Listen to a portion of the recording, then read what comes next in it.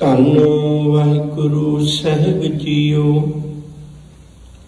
अंते सतगुर बोलिया, मैं पिछे कीर्तन करियो निर्वाण जीओ।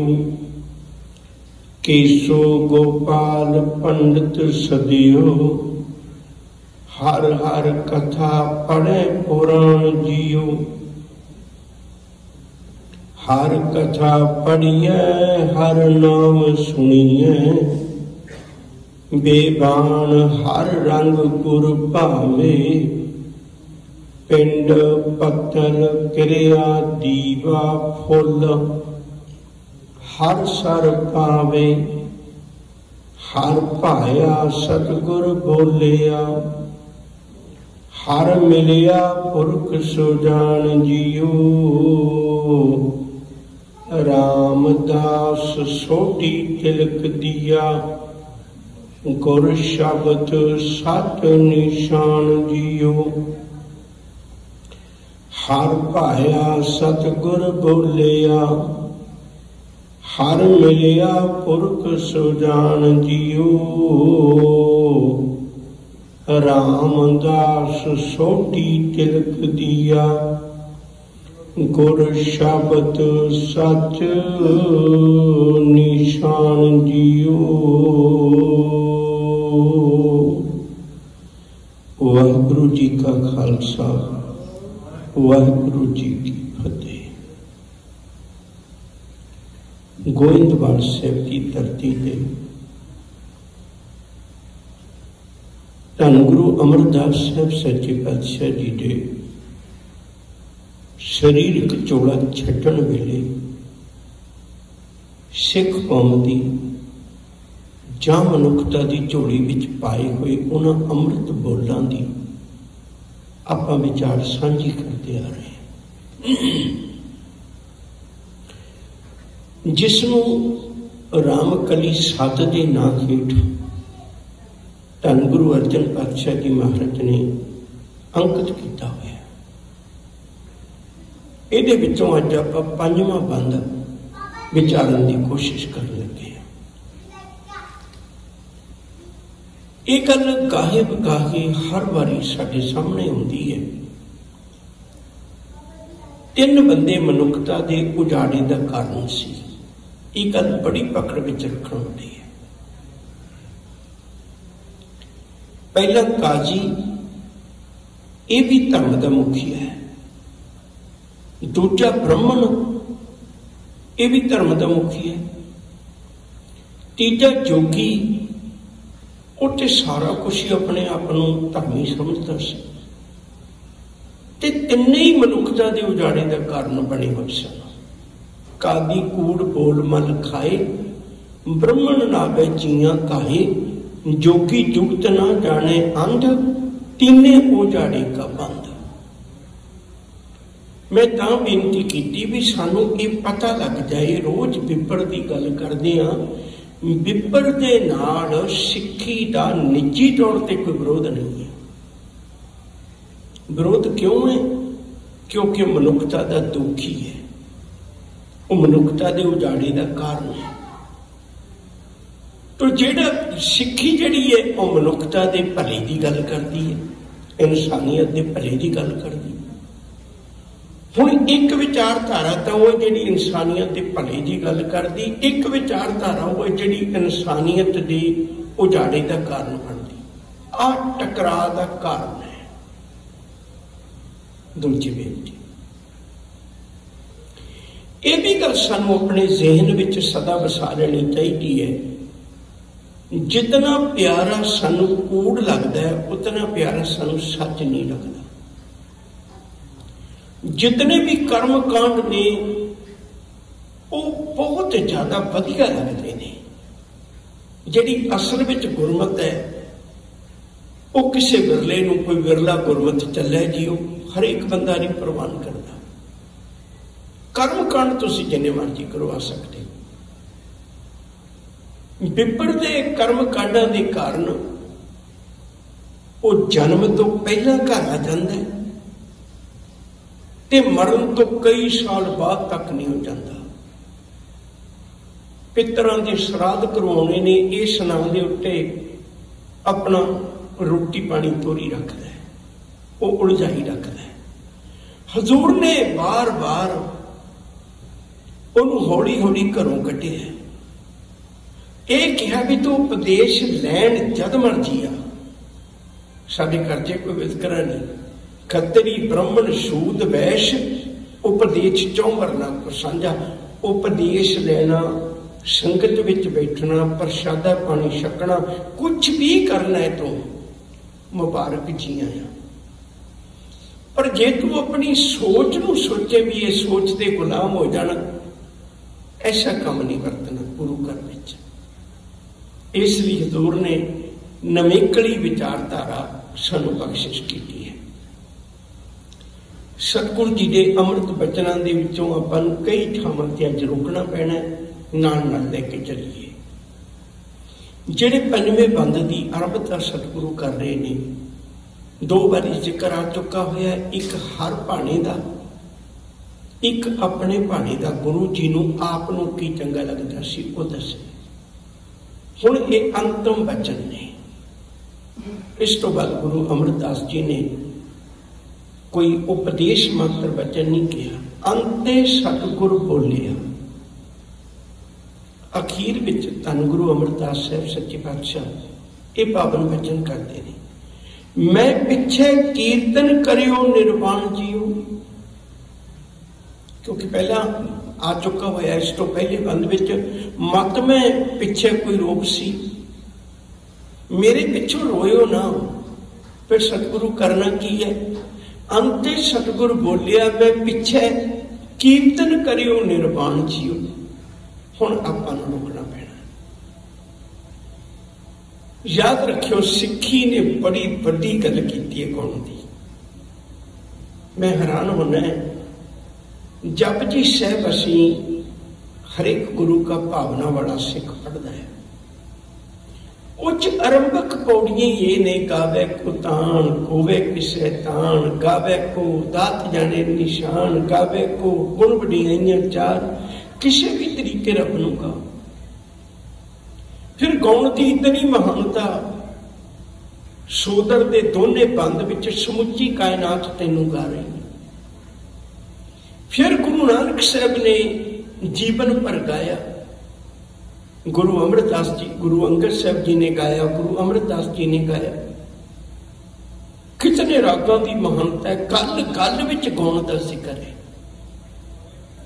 पर फिर भी सच करके जाने हो, सानू हाले तक भी इस तरह की भावना पैदा नहीं हुई। मैं पिछे कीर्तन करियो, मेरे पिछों कीर्तन करियो, रोना नहीं है, होर कोई कर्म कांड नहीं करना। निर्वाण जीओ, निर्वाण का अर्थ होता है वासना तो रहत। ये भावना रख के कीर्तन ना करियो भी केड़ा बंदा चढ़ाई कीता ते हुण किहो जे शब्द पढ़ने। मैनू माफ करियो, अज साडा ये म्यार जिहड़ा है वो इस पक्षों नीवा हो गया। कोई बंदा भावें अट दा पापी चढ़ाई कीता होवे, फिर भी असी शब्द गा दिंदे गुरमुख जन्म सवार दर के चलिया। फिर भी असी गाउणा चाहिए, राम सिमर पछताएगा मन, पापी जिगड़ा लोभ करत है आज कल उठ जाएगा, लालच लागे जन्म गवाया माया भरम भुलाएगा, धन जोबन का गर्भ न कीजे कागज ज्यों गल जाएगा। निर्वाण कीर्तन ये सोच के ना करी भी एदा जिहड़ा प्रभाव है वो मृतक प्राणी नूं मिलना है, नहीं उन्होंने तो वही मिलना है, नानक अगे सो मिले जो खट्टे काले दे। ये तो इत्थे बसन वालियां नूं, ये तो इत्थे रहन वालियां नूं जीवन जुगत लई सिखाउणा है। ये तो इत्थे रहन वालियां दा ध्यान मालिक दे चरनां विच जोड़ना है, उन्हां नूं भी चेता आ जाए। मैं पिछे कीर्तन करियो निर्वाण जीओ, वासना तो रहित होके अपने मन विच उस मनुख का नक्शा रख के नहीं, बल्कि गुरमत दे उपदेश नूं लेके कीर्तन करिए।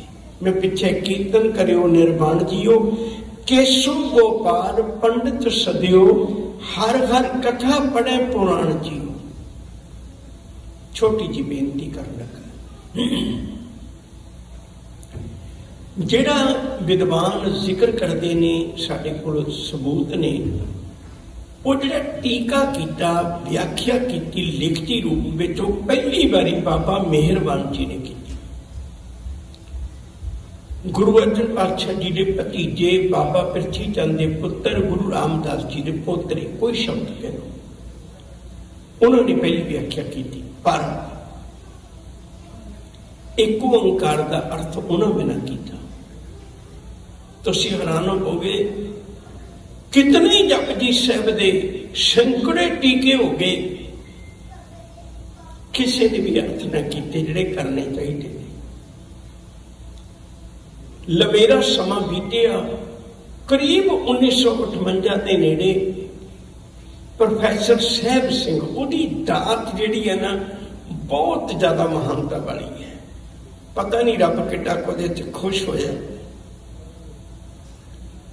ਉਹਨੇ ਗੁਰਬਾਣੀ ਦੀ ਵਿਆਕਰਨ ਦੇ ਅਨੁਸਾਰ ਅਰਥ ਕੀਤੇ। ਪਹਿਲੀ ਵਾਰੀ ਜਿਹੜਾ ਅੱਜ ਇਹੋ ਹੀ ਕਾਰਨ ਹੈ, ਗੁਰੂ ਨੇ ਉਹਨੂੰ ਸਤਿਕਾਰ ਵੀ ਬੜਾ ਦਿੱਤਾ ਹੈ। ਦਰਬਾਰ ਸਾਹਿਬ ਦੇ ਅੰਦਰ ਕੀਰਤਨ ਚੱਲਦਾ ਹੈ, ਉੱਥੇ ਕਦੇ ਕਬੀਰ ਸਾਹਿਬ ਦਾ ਸ਼ਬਦ ਆ ਜਾਏ, ਕਦੇ ਨਾਮਦੇਵ ਜੀ ਦਾ ਸ਼ਬਦ ਆ ਜਾਏ, ਕਦੇ ਗੁਰੂ ਨਾਨਕ ਸਾਹਿਬ ਜੀ ਦਾ ਆ ਜਾਏ, ਉਤਲੇ ਸ਼ਬਦ ਬਦਲਦੇ ਰਹਿਣਗੇ, ਥੱਲੇ ਵਿਆਖਿਆ ਸਾਹਿਬ ਸਿੰਘ ਦੀ ਚੱਲਦੀ ਰਹੇ, ਉਹ ਨਹੀਂ ਬਦਲਦਾ। ਕਿੰਨੀ ਮਹਾਨਤਾ ਉਸ ਨੂੰ ਮਿਲੀ। तो मैं बेनती करा, ਇਹ पंक्तियां दे अर्थ भी बड़ा लंबेरा समा गलत होंदे रहे। गुरबाणी व्याकरण अनुसार सहब सिंह होरें अर्थ कीते।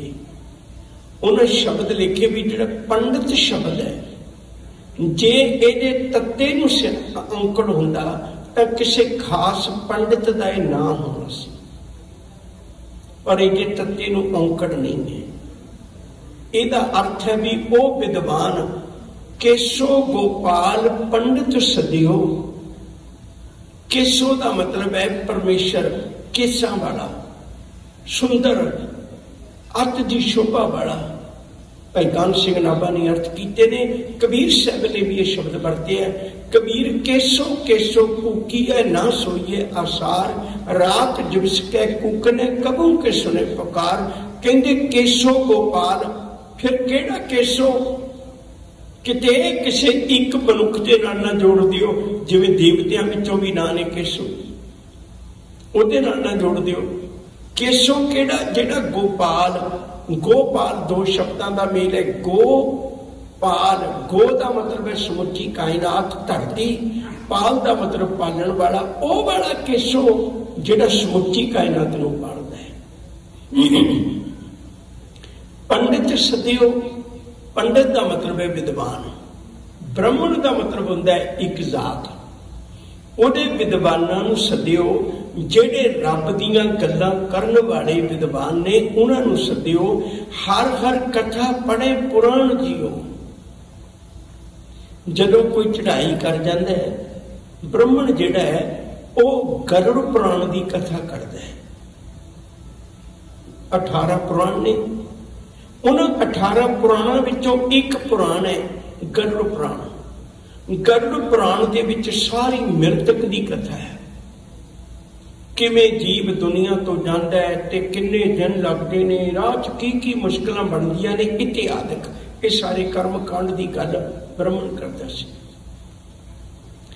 साहब आखते ने, कहते साडे लई तां रब दे प्यारियां नूं बुला के कीर्तन करना अते कथा करनी, एहो ही गरुड़ पुराण नूं पढ़न दे बराबर है, उस तो वधीक वधी है। सानूं उहे जे कर्म कांड करन दी लोड़ नहीं। हर हर कथा पढ़े पुराण जियो, एहो ही साडे लई गरुड़ पुराण दी कथा है। असीं तां रब दी बातां पाउणीਆਂ ने, असीं तां परमेश्वर दी गल्लां करनियां ने।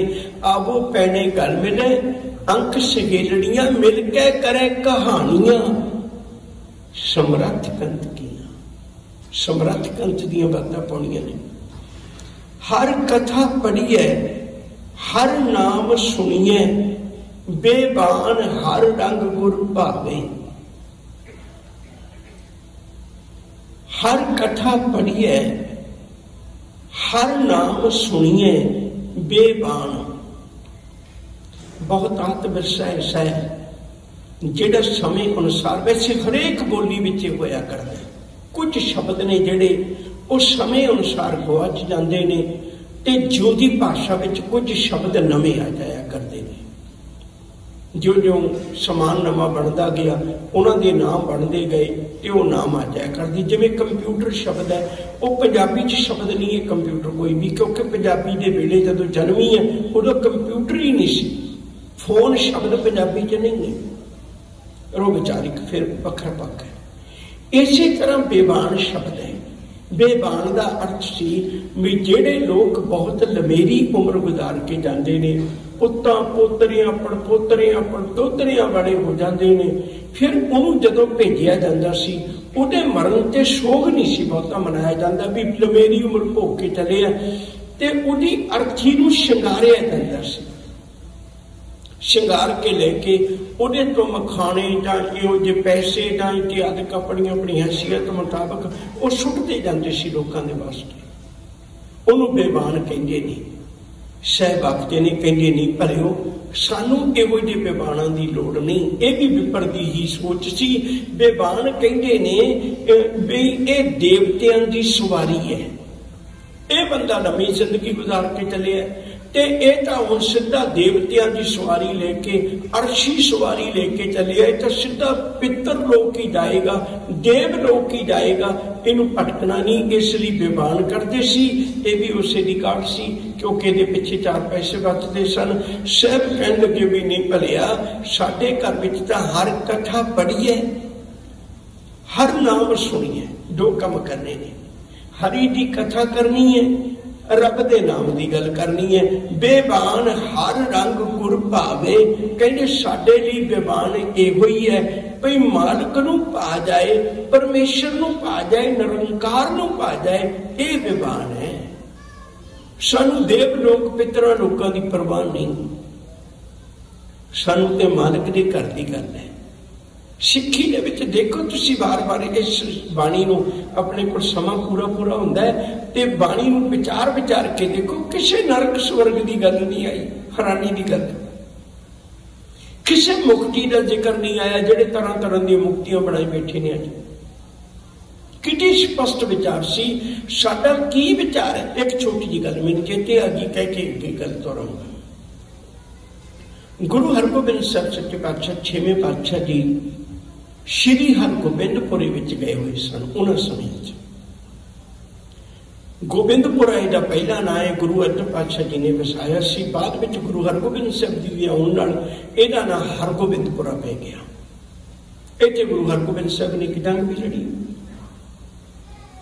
जिन्हां दिनां च इत्थे सी उन्हां दिनां च बटाले दा एक बहुत प्रसिद्ध कथावाचक बड़ा नाम सी उहदा, नित्यानंद। वो गुरु जी को आया, कहने लग्या भी मैं गरुड़ पुराण की कथा करनी है। सब कहने भी जी आया। मैं गल बार-बार कहना हुन्ना, याद रखो जे सिक्खी ने कदे भी अंदर कमजोरी नहीं रहन दित्ती। जे असीं निक्की जी किसी की गल सुन के उधरले पासे प्रभावित हो जाने, साडी कमजोरी है। गुरु घर में कथा होंदियां रहियां ने। उन्हें गरुड़ पुराण की कथा की भी जीव इन्ने दिन राह च लगते ने, इवें दे कर्म कमाने पैंदे ने।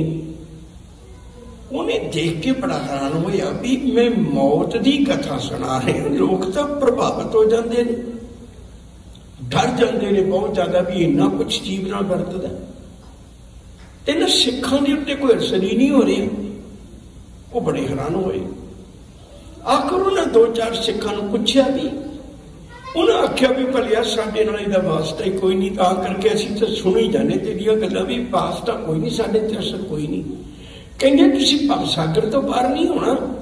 वो कहण लगे सानूं तां साडे गुरु ते भरोसा है। गुर के चरण जी का निस्तारा, समुद्र सागर जिन खिन में तारा। साडे घर विच तां प्रभाव है, यह सागर सोई तरह जो हर गुण गाए, साध संगत के संग वसै, बड़ भागी पाए। असीं इहो जिहे कर्म करना नहीं सोचते भी पार हो जाएंगे। मैं फिर तुम्हारी छोटी जी बेनती करनी चाहना, दुनिया में पुत्र की अहमियत क्यों बढ़ गई, धी दी क्यों नहीं बढ़ी? ਇਹ भी एक विपरवादी सोच सी। पू तर दो शब्दों का मेल है। पू का अर्थ होंदा नरक, तर का मतलब होंदा तारन वाला। एक पुत्र की है जेड़ा पू नरक तो मैनू बचा सकता है। जे मेरे घर वो पुत्र नहीं कली धी है ते एक भरम पा दिता सी।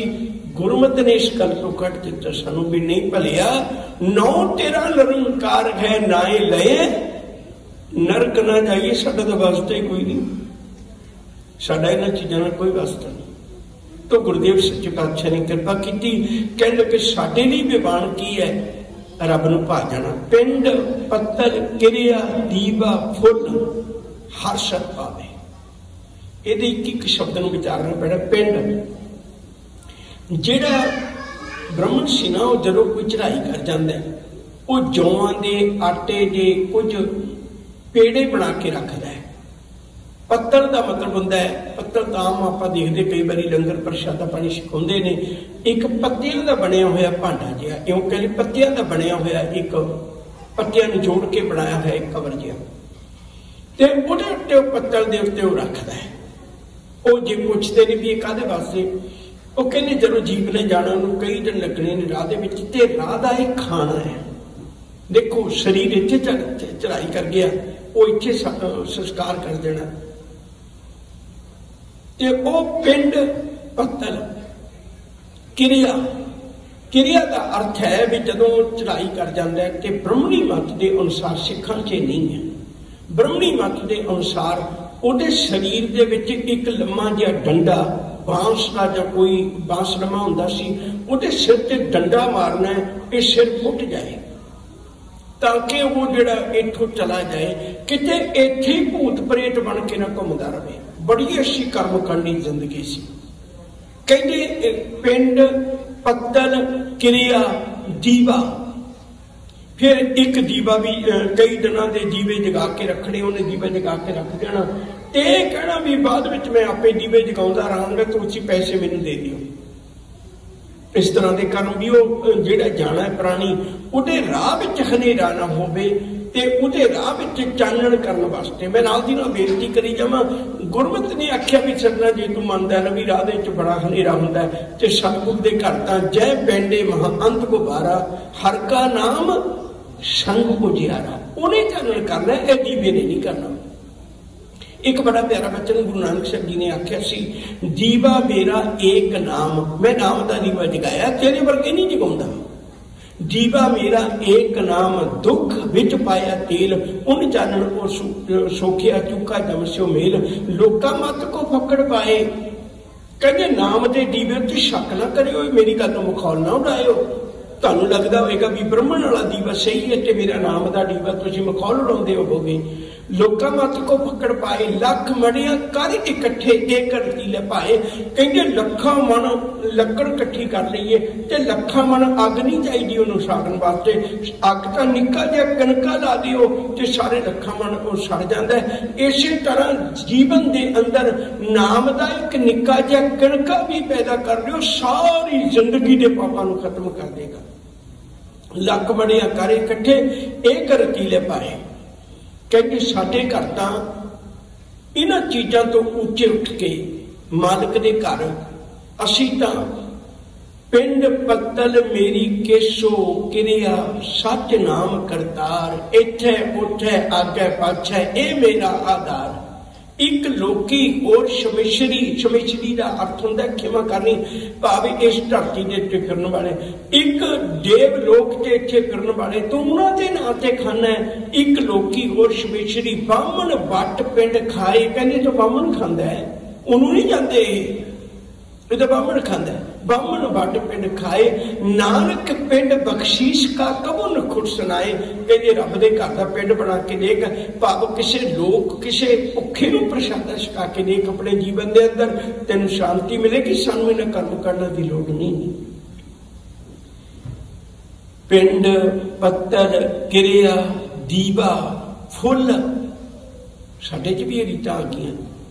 फुल का मतलब है जेड़ी बॉडी दे संस्कार करने तो बाद विच कुछ एक अंग जेड़े सड़ते नहीं, जां हड्डियां जेड़ियां वो प्रॉपरली सड़दियां नहीं, बाद विच उस अंगीठे नूं फोड़ के चुन लईआं जांदियां ते उन्हां नूं सोचिया जांदा भी इन्हां नूं कीरतपुर साहिब पा दियां जां इह सनातनी धर्म दे विच सी भी हरद्वार हड्डियां पा दईए ते बंदा स्वर्ग नूं जाएगा। हजूर कहने जिथे मर्जी पा लै, याद रखी तेरी जिंदगी च काम तेरे किरदार ने आउणा है। हड्डियां जिथे मर्जी पा लै, इहदे नाल कोई फर्क नहीं पैंदा। सिखां दे विच भी है भई जे असीं कीरतपुर साहिब पा दईए तो शायद बंदा स्वर्ग नूं ही जाएगा।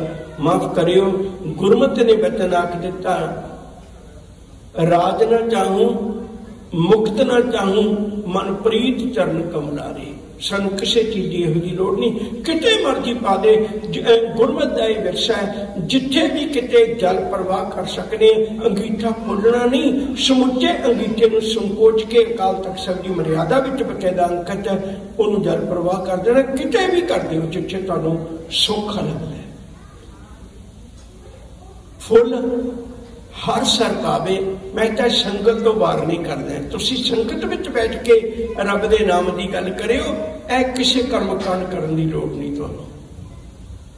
हर पाया सतगुरु बोलिया, हर मिलिया पुरख सुजान जियो। हर पाया जिवें रब नूं पाया, सतगुरु बोलिया, सतगुरु ने उवें दे उपदेश सानूं दिता है। हर मिलिया पुरख सुजान जियो, क्योंकि गुरु नूं वो सुजान पुरख रब मिल गया है। हुण जिहने रब नूं मिलना जदों उहनूं ही नहीं ये कर्म कांड चंगे लगदे। देखो एक बचन है बड़ा प्यारा, तीर्थ नामा जे तिस भावां। किड्डा सौखा जिहा शब्द है, निक्का जिहा शब्द है, किड्डा वड्डा ज्ञान है। तीर्थ ते मैं तां नावां जे तैनूं चंगा लगदा हो। बिन भाने के नहाए करी, जदों तैनूं ही नहीं चंगा लगदा, तैनूं ही नहीं भाउंदा, फिर मैं नहा के की करूं, की प्राप्त कर सकना। फिर एक एक पंक्ति किड्डे किड्डे खुलासे करती है। हर पाया सतगुर बोलिया, हर मिलिया पुरख सुजान जियो। रामदास सोटी तिलक दिया, गुर शब्द सच निशान जियो। कई बार साडे मन च भरम आ जाता है भी सतगुरु एक पासे जात बरादरी मनण की गल, उहते हंकार करन की गल मना करते हैं। दूजे पासे च सोटी शब्द आ गए और गुरु अर्जन पातशाह का अंकित किए हुए पावन वचन। ਇਹਦਾ अर्थ ਇਹ ਸੀ, ਇਹ जात करके नहीं आया, ये इस गल करके आया भी किते ये चलाक विपर रामदास का अर्थ कोई होर ना कर दे। यो वाला गुरु रामदास है जो छोटी परिवार में आया सी। ये तां है, ये तां शब्द आए ने, जात के सूचक नहीं है, ये निशान के सूचक ने भी केड़े गुरु रामदास की गल है, उन्होंने मिला नहीं सकता। आसा की बात में कान कृष्ण जादव पिया, जिहड़ा जादवां दी कुल विच कृष्ण है, उन्हें चंद्रावल छड़ी सी। ये लुकोदन दा सी कथा कहानियां। तो हजूर कृपा करदे ने रामदास सोटी तिलक लिया। उन्होंने केड़ा तिलक दिता? आ नहीं जिहड़ा तिलक हल्दी दा जां संधूर दा तिलक है, ये नहीं, ये गुरमत विच है ही नहीं। केड़ा तिलक दिता? गुर शब्द सत निशान जियो। सच्ची निशानी जिहड़ा कदे मिटना नहीं, वो गुरु शब्द केड़ा? जेड़ी गुरु नानक साहब जी महाराज वाली अमृतमय बाणी की पोथी सी, गुरु अंगद साहब जी महाराज वाली बाणी की पोथी सी, गुरु अमरदास जी की अपनी बाणी की पोथी सी। वो सारी पोथी तिने पोथियां गुरु रामदास जी की झोली विच पा के तखत ते बिठा के उन्होंने गुरु थाप दिता। ये शब्द का तिलक दिता है, आ तिलक सी शब्द का, और इत्थे लाउण वाला तिलक नहीं सी। तिलक का मतलब होता टिक्का, टिक्के का मतलब होता टिकाया, भी किनू टिके अगे, किनू टिक दिता, किनू मन्निया, वो आ गुरु रामदास जी नूं मन्निया। ये अगले गुरु होणगे। ਇਹਦਾ ਇੱਕ ਬੰਦ ਰਹਿ ਗਿਆ, ਉਹ ਆਪਾਂ ਆਉਣ ਵਾਲੇ ਸਮੇਂ 'ਚ ਵਿਚਾਰਾਂਗੇ।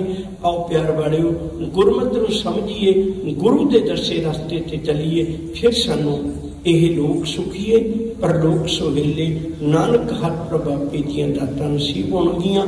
ਭੁੱਲਾਂ ਨਾ ਚਤਾਰਦੇ ਹੋਏ ਪਿਆਰ ਨਾਲ ਆਖੋ ਜੀ ਵਾਹਿਗੁਰੂ ਜੀ ਕਾ ਖਾਲਸਾ, ਵਾਹਿਗੁਰੂ ਜੀ ਕੀ ਫਤਿਹ।